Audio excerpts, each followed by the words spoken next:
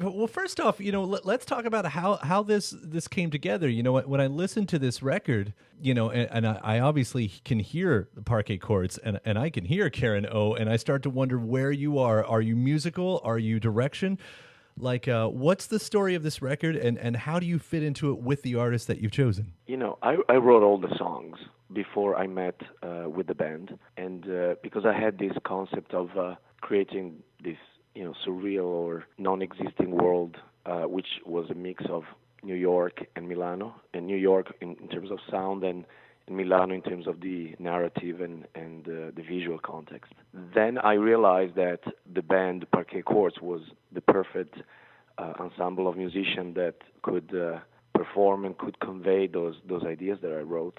And I've been a fan of their work for a while, and then they finally released an album called Sun-Basing Animals, which included such diverse songwriting and vibe in their performance that it just felt the perfect match for what I was trying to do.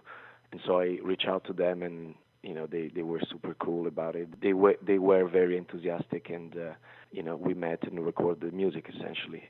And with Karen, I wasn't actually very familiar with the Yeah Yeah Yeahs music, but I was a fan of her solo album, and I love the range of expression that she can have, which could be very intimate and delicate, soft, but also very aggressive.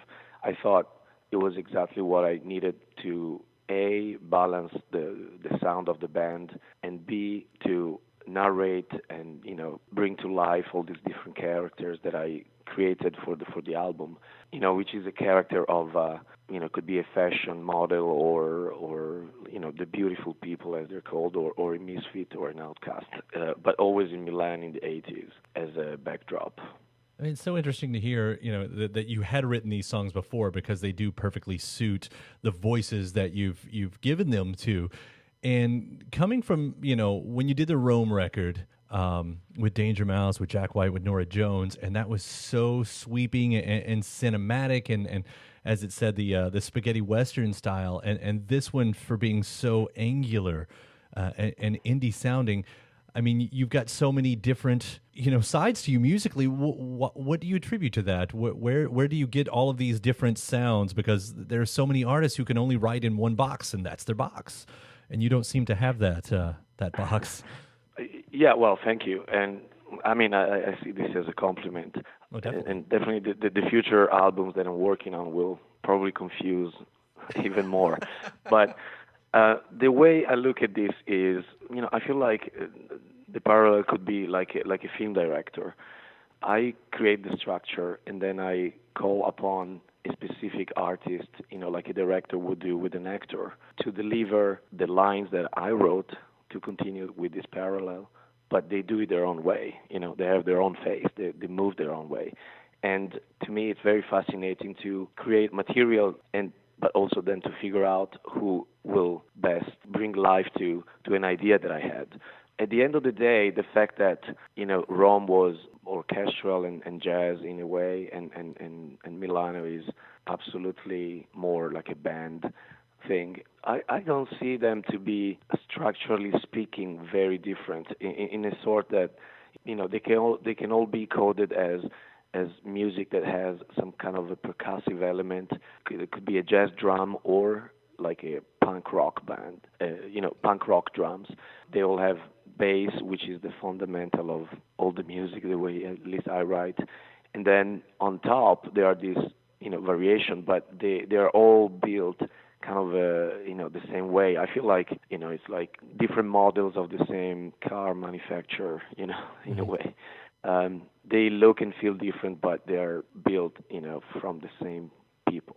So on the subject of this theme, and I do want to get into that because it is a concept album, as you mentioned, about Milano in the '80s and New York. Well, first of all, why did you settle on that? What kind of took your attention that way? I grew up in Milano. I mean, I spent large chunks of my teenage years over there. And as a kid, I witnessed and I took all in the good, the bad, the beautiful, the ugly. It felt to me like a pop culture schizophrenia, thinking about it now, of upscale clubs and yuppies, but also the punks, the misfits.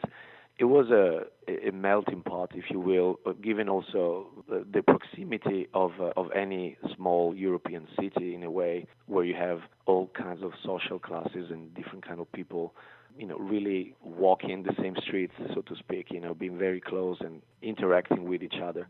So I was fascinated by that idea of a specific period in time that created a lot of visual, in terms of Milano, it created a lot of visual things that I really admire, like fashion, like the design, this particular art collective called Memphis Group, which created this impossibly colored and crazily shaped furniture.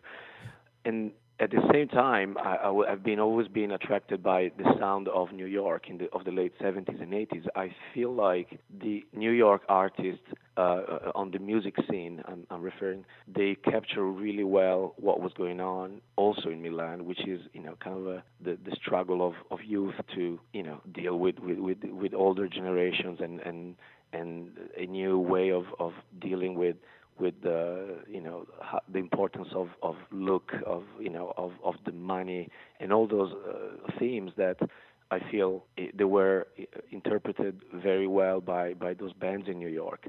So in my head, I was trying to create a world that would include both of these things, and I went for it. But the interesting thing is that later I found out what I felt like it was a bit of a confirmation of this fil rouge that I was trying to build in my head. And for example, I found out that David Bowie, while living in New York, he was collecting this Milanese-made furniture that I was referring to just before, or Karl Lagerfeld and kind of the jet set of the world was traveling to Milan to look at what the designers were doing and buying clothing and so I felt that it could make sense, that the two cities were united in a way, and that gave me kind of the freedom to build up this semi-fictional universe, because obviously it's not that New York was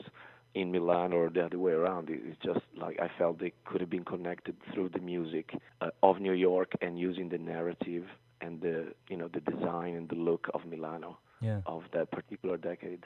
I heard there was a reference that kind of caught my ear that I bridged the same thing too, because when Memphis Blues again, which is sort of a Sly Dillon reference, and I thought, well, that's kind of cool because there's a man really known for being, in the Greenwich area in the 60s and with that strong tie to Italy at the same time with the Free Willin' album with his girlfriend at the time being in Italy, and he wrote so much about them. And I was like, I don't know if that was just a complete happenstance that happened, that it found its way in the record like that, but I thought, how cool, that was there as well. I mean, it was on purpose. What happened is, and I was talking to Andrew, the singer from the band that also sang on the Milano album, about that. It's basically, I read and I was told by some of the members of this art collective called Memphis Group, I was told that they were listening to this Bob Dylan record over and over during their first meetings when they still didn't have an office or a studio. They were just, talking about what they wanted to do. They were drinking a lot of red wine, I imagine. And they just, they were so, it was almost like the soundtrack of those first initial meetings that they had. And therefore, as an homage to Dylan, they called this art collective Memphis Blues. And then, I went almost like the full circle. I went back to that title, and the song that you're referring to, Memphis Blues again, is absolutely about those designers, which I mean, I think it's the one and only punk rock song about furniture in a way. And this is the beautiful effect that when someone like Andrew and Karen too on her songs, when they filter all my inputs about Milan and the stories that I lived and heard about, and then they come up with that, it's really priceless, Yeah, well, it was a fun moment to kind of catch in there as well, and to hear the whole story behind that makes it even better. and it's not hard to kind of look at the 80s and look at now, because if we're sort of in a similar situation to any decade, it really does feel like the 80s. And of course, I came at that from a very American sort of way. We have a sort of a similar thing going on politically.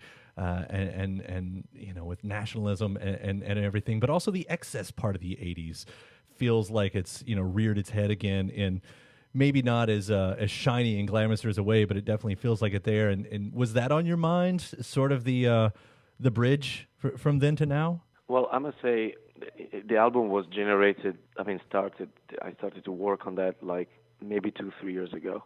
But I must say that yes, I did notice kind of a worrying throwback to the '80s that I'm not a big fan of, which is the idea that you have two entities that they are up against each other. Kind of like the Cold War era was, politically speaking. They were, especially in Italy, they were this extreme left against the extreme right, and vice versa. And at the end of the day, I feel that attitude is back a little bit, and it's not good because, first of all, it's the same mistake, which is about not appreciating what's different, not being curious about how other people do other things.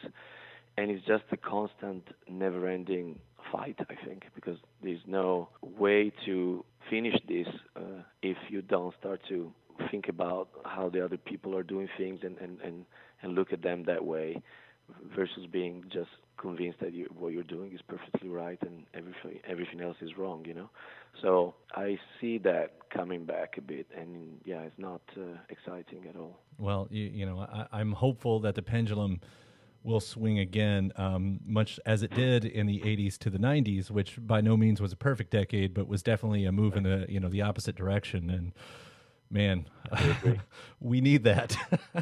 Yes. All right, Daniel, it was really, really awesome to talk to you, and especially about such a cool project that you've got going on here. I'm always so impressed by what you're doing over there. So thank you so much for all of it. Thank you very much, Kyle. All right, thank you, and take care, man. Okay, you too, man. Bye-bye. Bye.